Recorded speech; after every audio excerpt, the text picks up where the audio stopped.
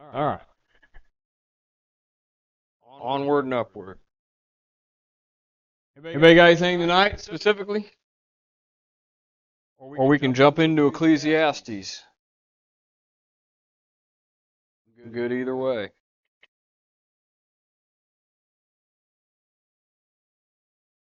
All right, let's go to Ecclesiastes.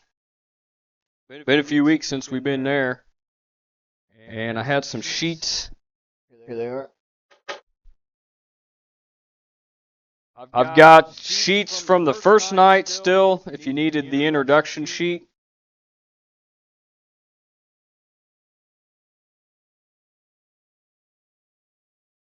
And I have the sheet, the fill-in sheet. That's all of these here. So this is what we went through the few weeks ago. You got yours if you need one. And then these are the, wait, let me have that one.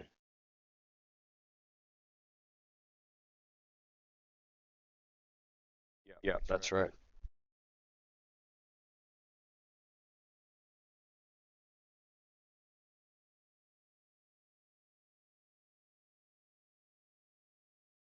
Looks like you don't need the second sheet. I mean, you can have it. It's I have one more.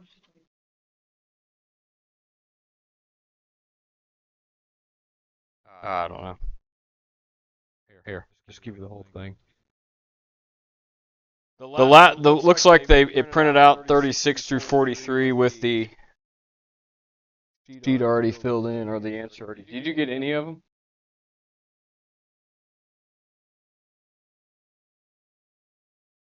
That was the.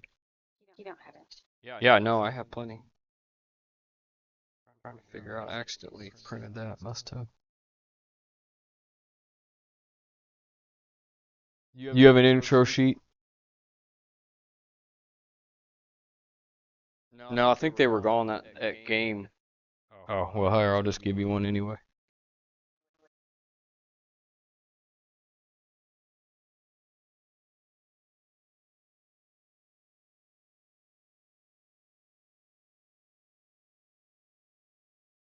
All right. So I'm not going to go back through the intro sheet tonight, but we're just going to pick up where we left off. Now, on the fill-in sheet, you've got. Let me grab one so I can see it. Oh, here it is. We talked about there's 10 vanities in the book of Ecclesiastes. And there's 5 government systems that are discussed. There's 28 times.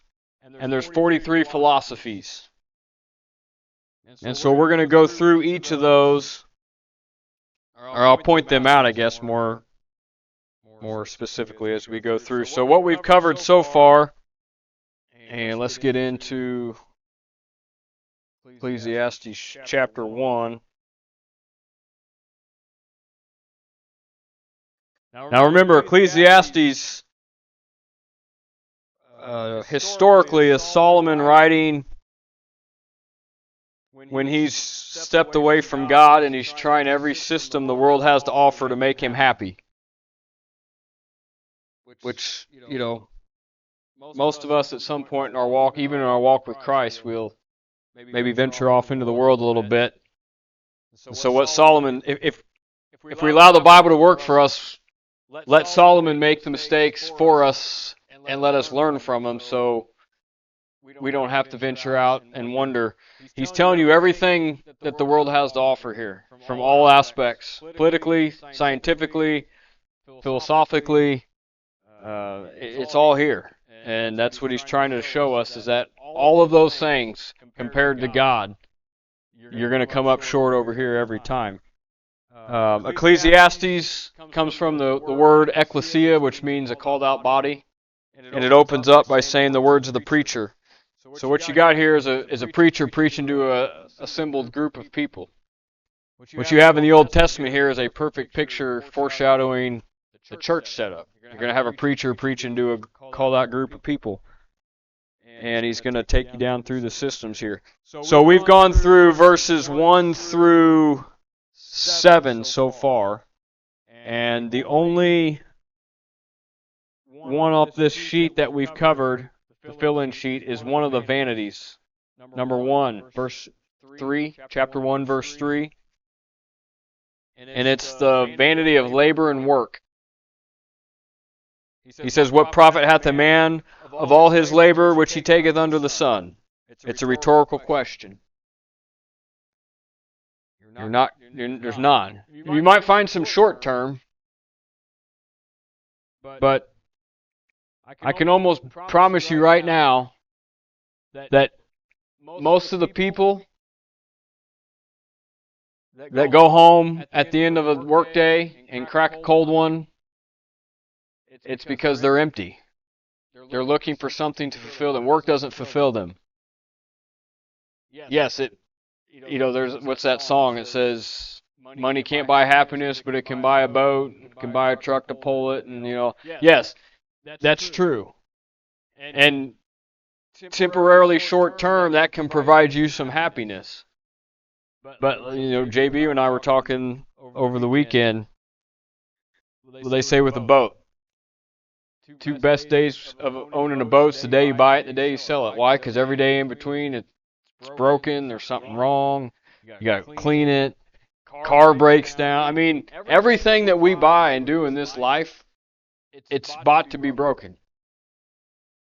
We went and had to go buy a new dryer, so we ended up buying the wash machine with it, because the guy told us that basically every wash machine and dryer now are built for 5 years. I mean, that's if you get anything beyond that, you've bought some extra time. But 5 years. My great-grandma had a refrigerator in her garage from the 1950s, I think it was. Grandma Weaver, that green refrigerator with the sideways handle. You guys have some old appliances still, don't you? See? I mean, my grandma passed in, close to 2010, wasn't it? Or thereafter, somewhere in there. And that thing still worked like a charm. They moved it out of her kitchen just because of the style, but it still works. They put it in the garage, and that's where all the fun stuff was kept, the soda and the candy and all that good stuff.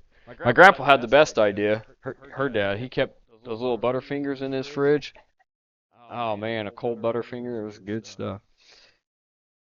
But 5 years, everything is made to be broken. And I think in reality what it was is these companies realize if they make stuff to last 20, 30, 60 years, nobody's going to be buying appliances or whatever it is. So build it to break so that you're back to buy a new one and get it repaired. So the labor or the vanity of labor and work. All right, let's pick it up in, I take that back. There was... in the philosophy side, we covered one philosophy, and that is in verse, really it's 5, 6, and 7, talking about the sun arising and going down where it arose, and the wind going toward the south and turning about, and the rivers running in the sea and all that stuff. That's the philosophy of this isn't technically the name, but it's the one that is given for it. It's circuitology.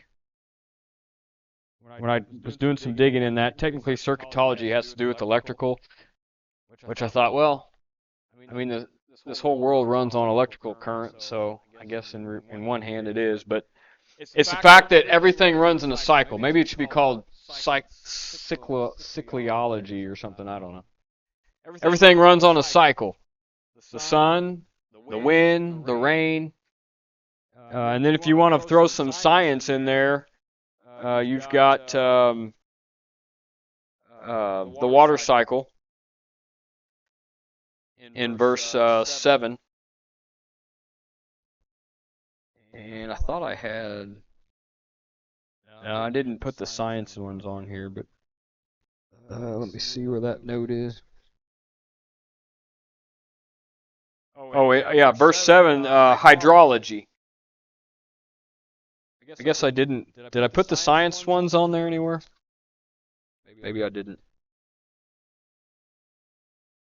I'll have to print you out another sheet yet. So you got hydrology, you got the water cycle and evaporation, both in verse 7. And I'll try to point those out. Some of these jump. Oh, also in verse 7, you got the oceanic origin of rain. Because where does rain come from? Rain comes from the sun sucking up water out of the ocean, out of the seas. Evaporation turns it into rain. I have another note here, Ecclesiastes 1:6. It's the circulation of the atmosphere. So I guess circuitology, you could call it the circulation of the atmosphere.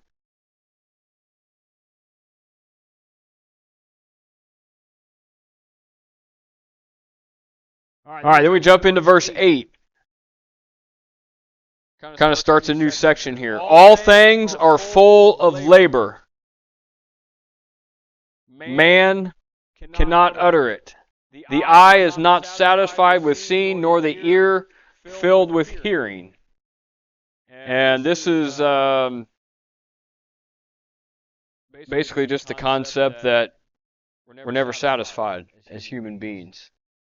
It was that old analogy that people say, oh, if I could just get $10,000, if I just had $10,000 in the bank, then I'll feel so much better and I can focus on, go back to focusing on this.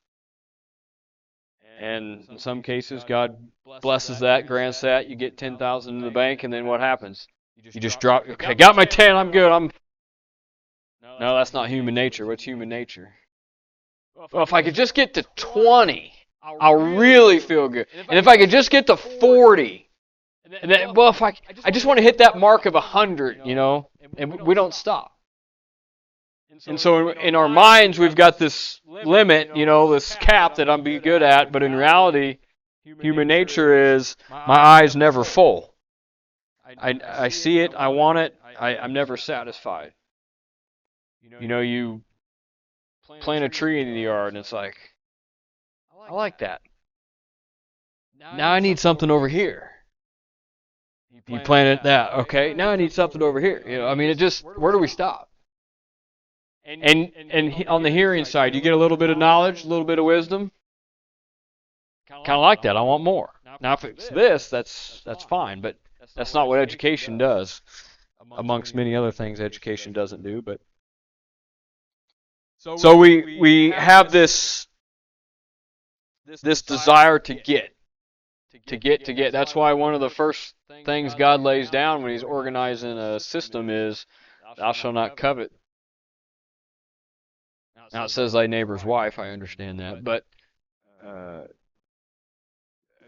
in general you don't covet because that's what we do. We see it, we want it, we figure out how to get it.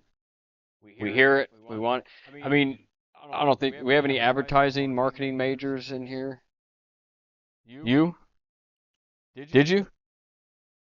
How's that work with sounds and there's certain clicks that the ear hears, or the certain things the eye see that catches you, that they know how. Folks, we get played so bad as a society, and let's not even jump into the realm of how the governments play us, but I'm just talking about businesses. There's so many studies on times of day, times of year, times of seasons, and what colors and sounds and smells, and it's so deep and heavy on all that stuff. They know. There was a study done back in, I don't know when it was done. It was somewhere out on the East Coast, back 50s, 60s, 70s, I don't know, somewhere back there. And they wanted to try this out. They wanted to really see if they could move people to do something in large quantities. So I think the thing was they said, okay, we want to build a park in this area of town. So the city actually came together, and they put together this little thing to play, and they got permission to play it in the supermarket. They got permission to play it, on the street. They got permission just kind of everywhere around town. And in that, they had a certain day they wanted everybody to meet at this spot to try to, rally. But it was never like, hey, we're going to meet this day at this time, so everybody come out. They didn't do it that way. They just kind of subliminally, I don't know. There, we'll go with that one.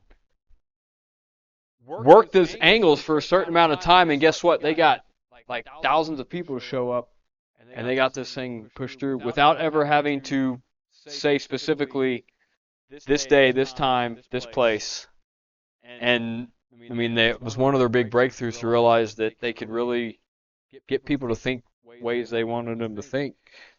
And so we're just bombarded minute by minute through our phones, through billboards, through the radio, through every aspect, TV, to think the way that they want us to think.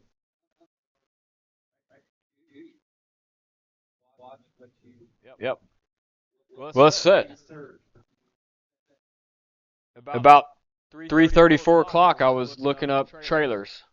So what was the advertisement that popped up on here? It's trailers. I mean, it's direct target.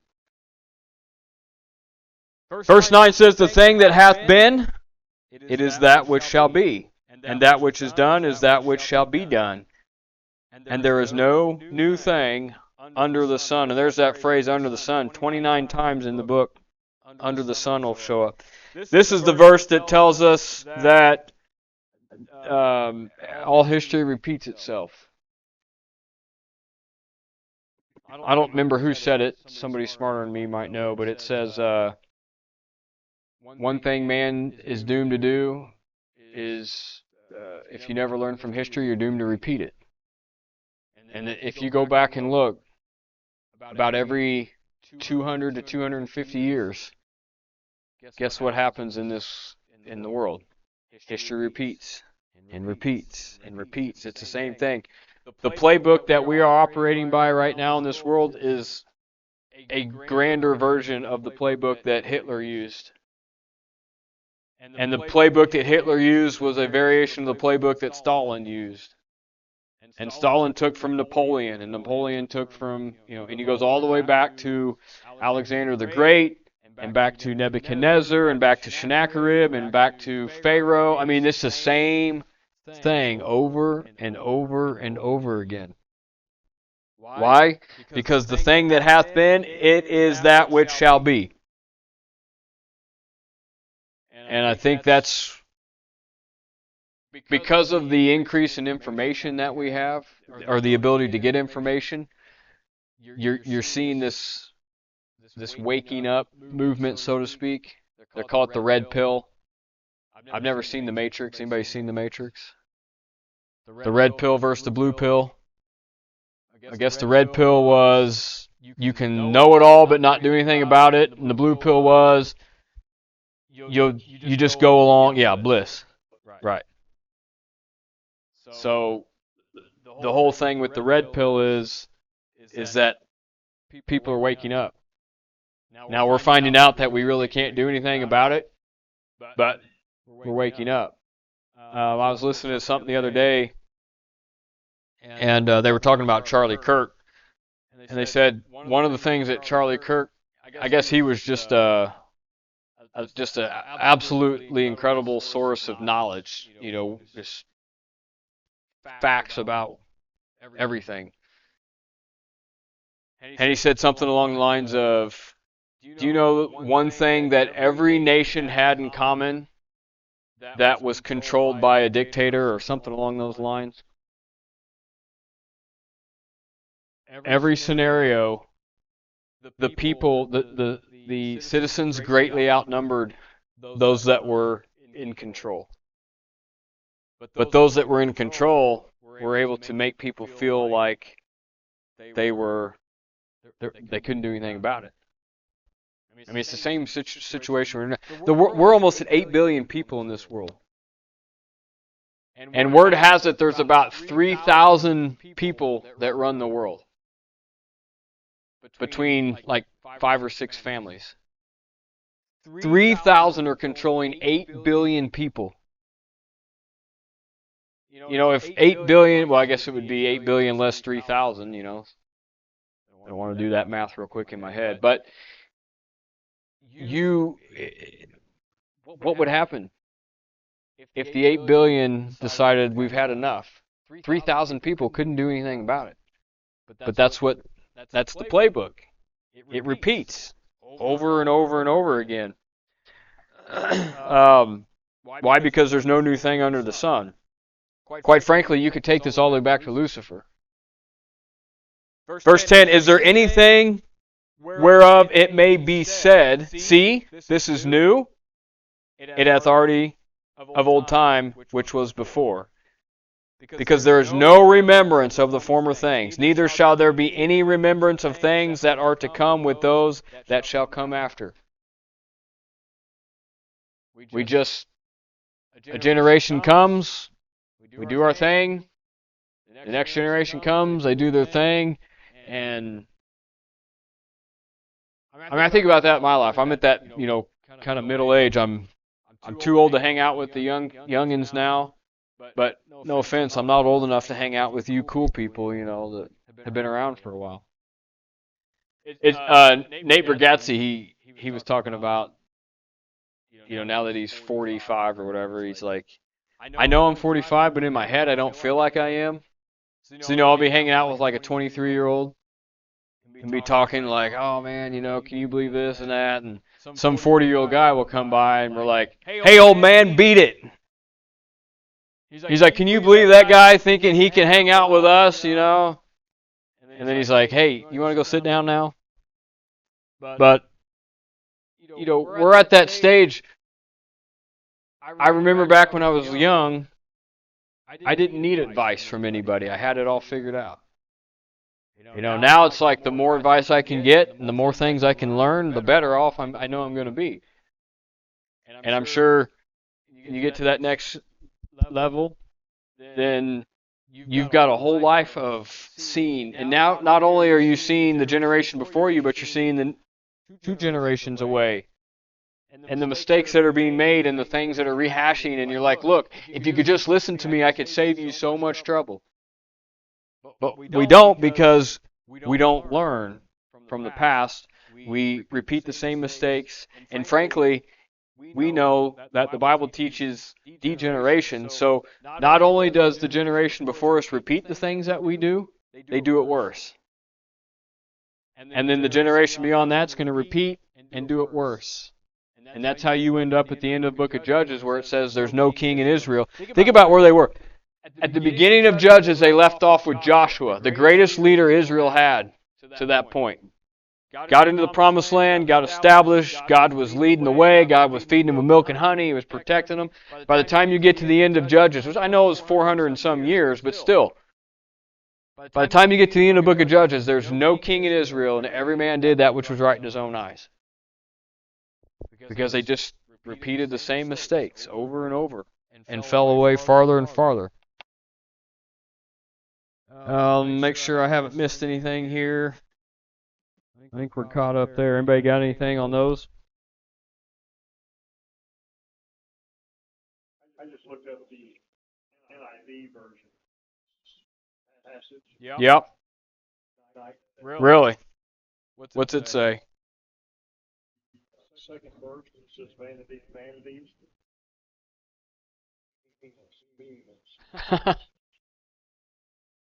Completely different. Yeah, I'm just kind of struggling with trying to follow it.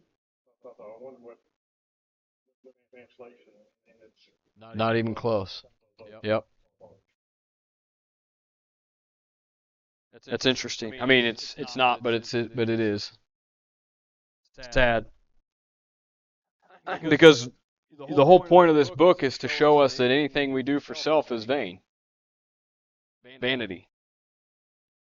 And Paul talks about this in the New Testament when he talks about the fact that if Christ didn't die for our sins, then everything we're doing here is in vain.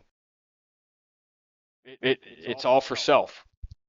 That's exactly why salvation cannot entail anything that you or I do, because then it would all become about me and about my vanity. And I know we think of vanity as the way we look, which that's part of it, but vanity goes beyond that. It's anything we do to try to glorify self.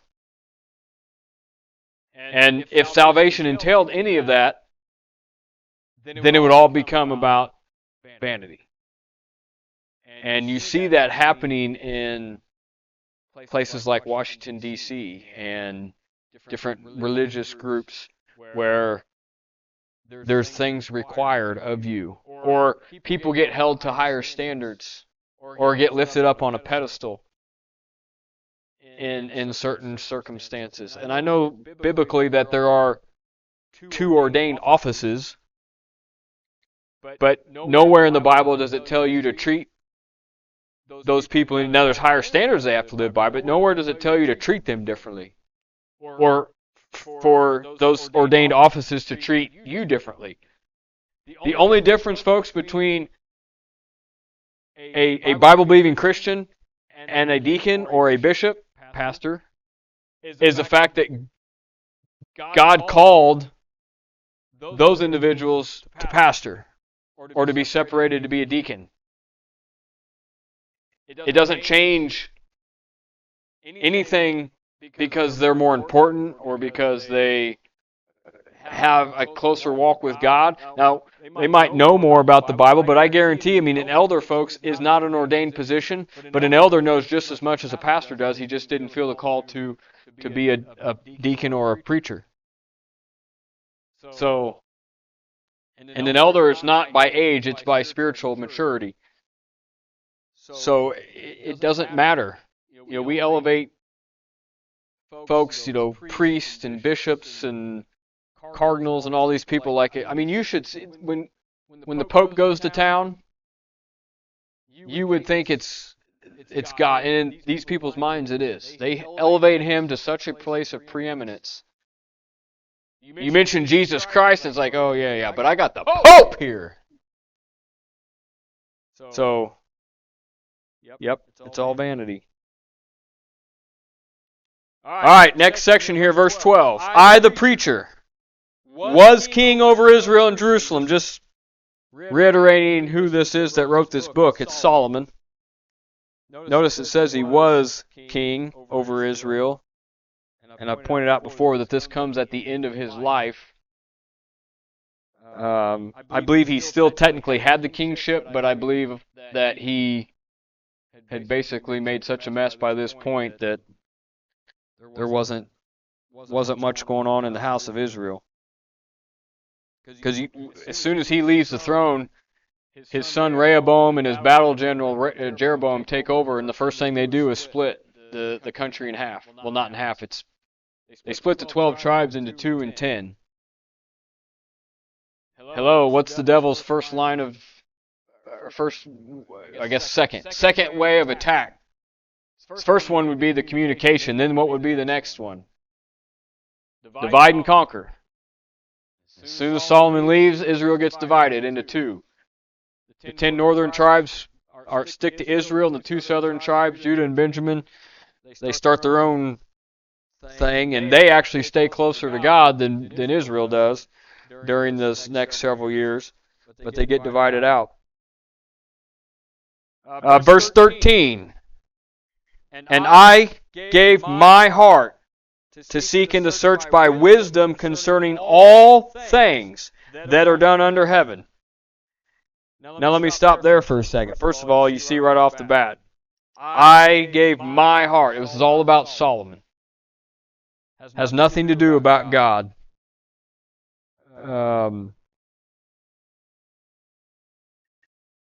This is everything to do about, and he even says it, search out by wisdom. This was everything Solomon knew. Bless you. And notice that he says all things.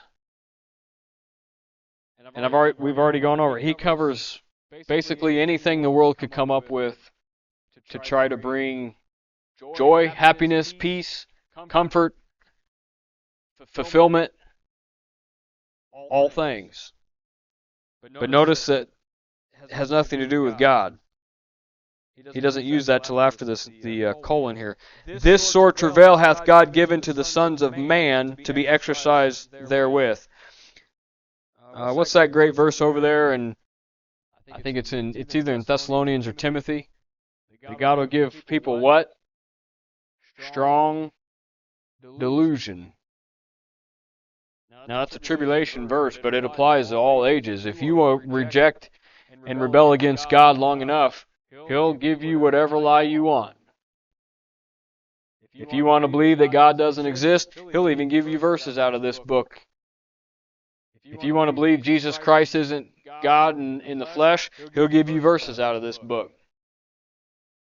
And you got to pull them out of context and change a few little things and make things work the way you want it. But I mean, you see it with the Calvinists. There are verses in here that you stop a minute and go, wait, what? That seems like it would be lean towards Calvinism. Now here's the thing, folks. When God authored this book, there was no such thing as Calvinism. And when the disciples wrote this book, there was no such thing. And the prophets wrote this, but there was no such thing. They weren't writing to make sure they didn't mention anything about Calvinism. All Calvinists did, along with Church of Christ and Seventh-day Adventists and all these cults, all they did was find verses and they thought, well, hey, we could probably make some money off this. Disciples of Christ. Now the Mormons went a whole different way and they just wrote their own book, but you can make this Bible say whatever you want it to say. That's why there's so many versions. That's why it's so important before you get into this book to go to God, go to the author, and have Him direct your thinking in it. Because the end of this verse says, this sore travail hath God given to the sons of man. Anytime you find that phrase in the Bible, there's sons of God and there's sons of man, or sons of men. Sons of men or man in the Bible represent just people. Sons of God will either be the fallen angels or Christians, depending on where at in the Bible you're reading. See how easy that could be. You read sons of God and you think, oh, well, that means fallen angels. So when you read it over in the New Testament, when it says that in Galatians chapter 4 that God gives us the ability to become sons of and daughters of God, by what? We can be fallen angels? No, you got to know the context of what you're reading. You got to understand that different periods of time, it means different things. All right, so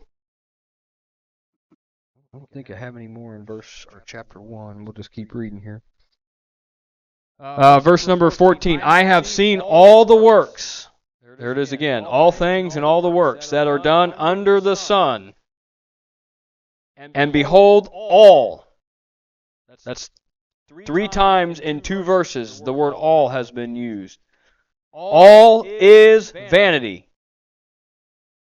We just talked about that. And then he adds an extra word in here on this one. And vexation of spirit.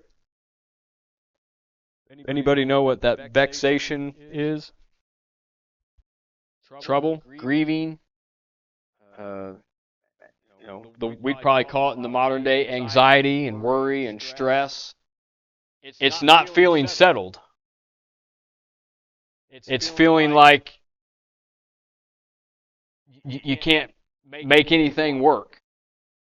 Because the problem that Solomon has here is that he's trying to find meaning in life outside of God. And all it does is make you feel worse tomorrow than it did yesterday. Or worse today than it did yesterday, and you'll feel worse tomorrow than you did today. And I think that's probably the hardest thing to watch the world do, especially people that you know and people that you love and care for, and people that you've tried to share the gospel and share truth with, when they just blatantly reject it, but yet they just can't figure out why they can't get things together and why nothing will go right and why the world just doesn't seem to work for them and they're never happy and this and that and the other. Now look, I can't and you can't promise anybody happiness. Happiness is based on your happenings. But we can promise joy. And we can promise peace and comfort. And that's not from us. We can promise it because the Bible says those things are promised to His children. And what you find out, and maybe some of you've experienced this over time, is that the closer you grow with God, the less the things of this life matter and the things of this world matter. And you get to a point where you're like, you know what? I could take it or leave it. Sure, today was fun. I had a great time, but I could take it or leave it. And sure, I've had some good things happen and, appreciate the blessings God gave. I'm talking about in the worldly stuff. But at the end of the day, did it change me for who I am for Christ? No. It was just something that my flesh enjoyed for a little while, and we had fun, and we went about our day. But see, the world is trying to get ultimate fulfillment out of those things.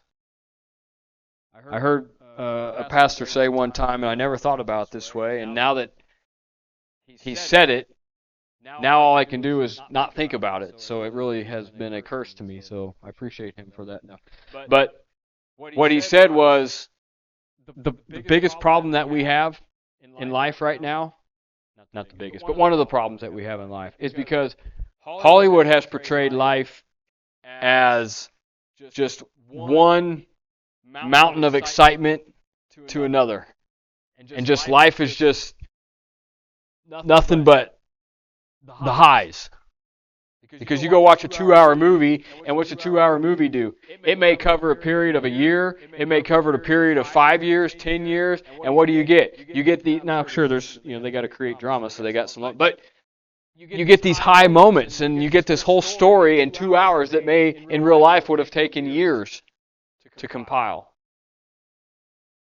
And then so we go home, and you got to wake up tomorrow, and you got to go to work. You got to raise kids, and you got to change diapers, and you got to do bottles, and you got to milk the cows, and you got to mow the grass, and you got to weed the garden, and you got to, paint the house and re-roof the house. And I mean, life, folks, is not what Hollywood portrays it. Life sometimes is a drag. It's a bore.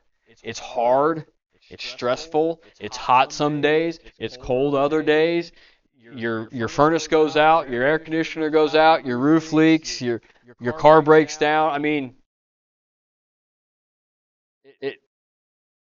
it's not really what it's portrayed to be, and so we get in these ruts, and it's like, wait a minute, I thought life was supposed to be this, and life is this. And so I think that's why so many people are medicated, and the suicide rate's so high, and marriages fail, and everything, all these other things that life happens because people can't really handle reality. And the reason they can't handle reality is because they're trying to find fulfillment from all those things, and it's empty. It's empty. This is the only thing that can bring true fulfillment. And that's what he says. I've seen all the works that are done under the sun, and behold, all is vanity and vexation of the spirit. That which is crooked cannot be made straight. And that which is wanting cannot be numbered. That was one of Daniel's prophecies over there in Daniel 5. That Tekel, whatever that was in Aramaic that he wrote. Thou hast been found wanting. That was one of his messages to Nebuchadnezzar. Thou hast been found wanting. And I get in that. Little kids. Dad, Mom, I want this, I want that, I want. It may not have to be little kids when we get that way as adults. The difference between a little kid is they have to ask permission. When you get to be an adult, you just go do it. I want that, I'll go get it. And then before you know it, we're in $150,000 of credit card debt, and we've got, all this problem because I want. Remember that verse? The eye is never satisfied, and the ear is never satisfied. Just want more. There was a period where I wanted more. You know what I found out? The more you have, the more problems you have, and the more things you have to take care of. It's like this, pardon my French, but this kind of sucks. Less is more. I never understood that before. I got more. And I was like, okay, less is more. Less to take care of. Less to worry about. I told Casey the other day, I'm ready to buy an RV and sell it all, and we'll just travel the coastline all the way around the country, and just whatever the day brings. That's what we do. Right? We can just caravan. Everybody get their own, and we'll just move across. Next stop, we'll just set a destination point.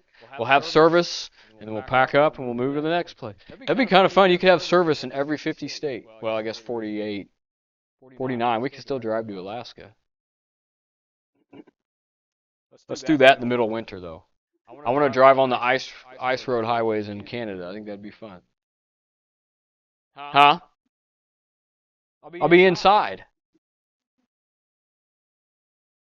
All right. Hey, there we go. The Ice Road Ministry.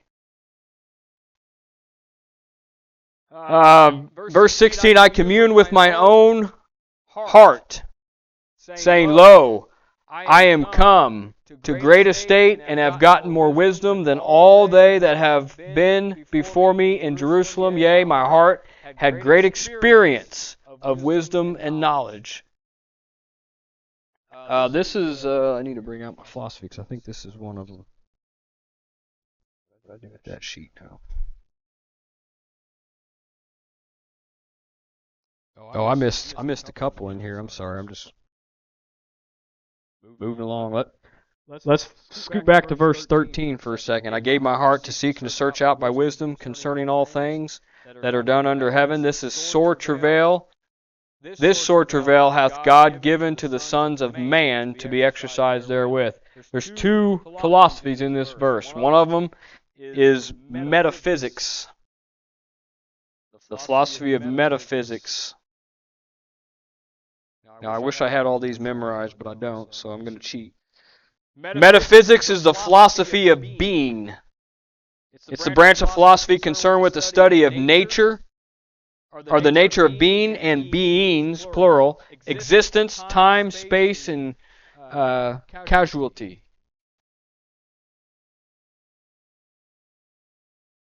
That's metaphysics. And then the second philosophy in here is cosmology. All things that are done under heaven, the study of the universe, the philosophical study and explanation of the nature of the universe, or the scientific study of the origin and structure of the universe.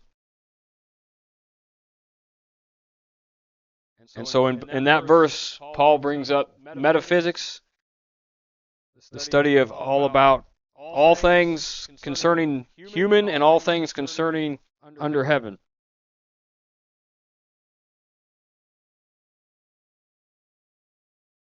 And then we get into verse 16 where we were. I communed with my own heart, saying, Lo, I am come to great estate, and have gotten more wisdom than all they that have been before me in Jerusalem. Yea, my heart had been great. My heart had great experience of wisdom and knowledge. This is the philosophy of empiricism. And that's the philosophical belief that all knowledge is derived from the existence of senses, or the application of observation and experiment, rather than theory in determining something. So, because you did something, or because you experienced something, that overrides theory. That, folks, by the way, is modern day Christianity right there. It's all about the experience. That derived out of the charismatic movement. You could literally,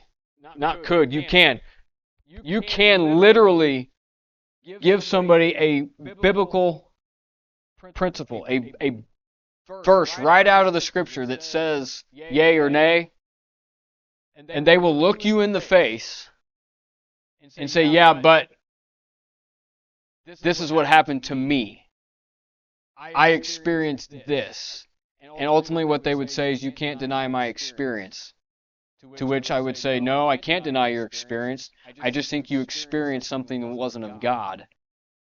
But because they experienced it under the guise of a church, that in their mind it was of God. Because nobody in that church teaches that there are more than one spirit in the world, and we're to try the spirits to find which is of God and which is of not. They don't know that you try the spirit. They just think that because it was spiritual, that it was a godly spiritual. Not understanding that the devil is a spirit as well. That is what empiricism is, what's crept into Christianity. It's one of those things like you become or you say what you can't stand. I know I've thrown out the word experience in preaching sometimes, and when it comes out of my mouth, I just want to turn around and slap myself. But this whole movement of experience, you have to experience God, and this whole experience of Christianity, and experience Jesus, and experience the Spirit. Christianity is not an experience, folks. This isn't something God is just trying out to see if it's going to work. But that's what we've made. If you've experienced it under the guise of a church or a religious movement, then it's of God. And there are literally denominations that have built their entire theological system off of that, off of experiences. I mean, that's Mormonism. Joseph Smith, whether he did or didn't, he claimed to have an experience. Very demonic experience. But he claimed an experience, and he has now led millions and millions, if not billions, of people to hell because they're so dumb that they won't get into the Bible and recognize for themselves what's of God and what's not. So shame on him and shame on them. But God put a brain in all of our heads so that we don't have to listen to somebody else. We can go straight to God and figure it out. All right, let's see if we can just finish out the chapter here. Verse 17. And I gave my heart to know wisdom and to know madness and folly. I perceived that this also is vexation of spirit. That's probably a pretty good perception. Solomon wrote the book right before this, Proverbs. And he made some pretty incredible statements in Proverbs. Proverbs 23:24. It says, "My son, give me thine heart, and let thine eyes observe my ways." God told Solomon there to give him his heart. We know from Jeremiah that the heart is deceitful and desperately wicked above all things. Who can know it? The worst advice you can get from somebody is follow your heart. That's the number one way to let the devil in and get you in a world of trouble. There's only one person you should give your heart to, and that's God. And then through God, you can give your heart to a spouse and that sort of thing. But for in much wisdom is much grief, and he that increaseth knowledge increaseth sorrow. Now that's even true when it comes to the Bible, unfortunately. I don't say that to deter you from knowing more about your Bible, but it's a different kind of grief and sorrow. Because when you start to see things the way God sees them, and no matter how much we get, we'll never fully see it that way. But when you start to see things from a biblical perspective, it's grief and sorrow, but from a different standpoint. It's a spiritual grief and sorrow. It's now a grief and sorrow over the souls of humanity, and over watching somebody raise their kids in an unbiblical home and an unchristian home, and the destruction that you know is coming, and watching the education system train our children to believe things that are satanic. I mean, it's complete. Now, when you build yourself worldly knowledge and wisdom, that's going to be a whole different level of grief and sorrow. How many people do you think have had to leave this world because they knew too much or they knew something they shouldn't have known?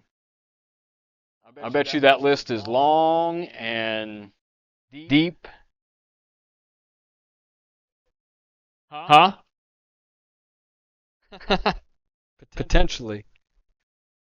And that might be what happened to the gentleman I just mentioned here a few minutes ago, too. And either way you go, but I would rather have the grief and sorrow, because on this side you can go to God and say, Father, take this from me. Help me help you, so to speak. On this side, what do you got? You can't trust anybody. You can't, I mean, there are people that get themselves in these circles, and they get people put in their life that this person thinks is their friend and somebody there to help, and in reality they were put there by somebody to get information, to find out things. I mean, you can't trust anybody out on that side of things. Yeah, I mean, that's their ultimate end. So Solomon had both sides, and he's literally weighing in the balance. Which side do I go? And he's going to give us 11 more chapters on trying to push through. Hey, you don't get this to this level that Solomon got to without being a little bit stubborn and hard-headed. But in this case, because he stepped away from God, this stubbornness and hard-headedness of him trying to push through and find happiness from the world system, it's actually burying him deeper and deeper and pulling him farther away from God. So there's chapter 1. Any questions or additions, comments? That one. Remember, the issues of life. That's what we're going through this for. The beautiful thing for us is we can take this whole long list, all those things we're putting together, and you throw it in the fire when we're done. This is what the world is up against. All this. This is what the world is trying to figure out, trying to understand, trying to find answers to. I mean, we just have, you know how many books this covers? Anybody know how many books are in the Library of Congress? Can't remember the number. It's millions. How many books in the library at Alexandria? The world's largest library? Folks, it's just these things right here is all it is. All those books have been written about these things. And man trying to figure out the origins of life and the meaning of life and the purpose behind life. All we have to do is go to this. What a comfort. And this outweighs innumerable anything that any of these books could produce. So, praise be to God. What is it? Keep it simple.